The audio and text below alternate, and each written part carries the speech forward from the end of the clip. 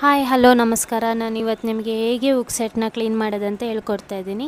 First ಡಿಸ್ಪ್ಲೇಲಿ ಕಾಣೋ ಅಂತ ಕೆಳಗಡೆ 3 ನೀಡಲ್ಸ್ ಕಾಣುತ್ತೆ. ಅದ್ರ ಮೇಲೆ ಒಂದು ಆರೋ ಮಾರ್ಕ್ ಇದೆ ನೋಡಿ, ಅದಕ್ಕೆ ಕ್ಲಿಕ್ ಮಾಡ್ಕೊಳ್ಬೇಕು.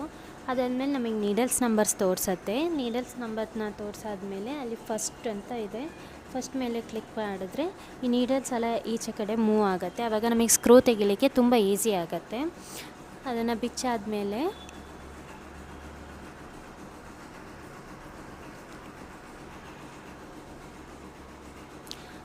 ಅದೇ ಥರ ಈಗ ನಮಗೆ ಆ ಕಡೆ ಸ್ಕ್ರೂನ ತೆಗಿಬೇಕು. ಆವಾಗ ನಾವಿಲ್ಲಿ 12 ಅಂತ ನೀಡಲ್ ನಂಬರ್ 12 ಮೇಲೆ ಕ್ಲಿಕ್ ಮಾಡಿದ್ರೆ ಈ ಕಡೆ ಮೂವ್ ಆಗುತ್ತೆ.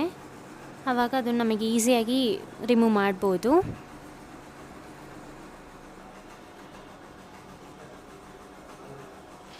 ಈ ರಿಮೂವ್ ಆಗಿದೆ ನೋಡಿ.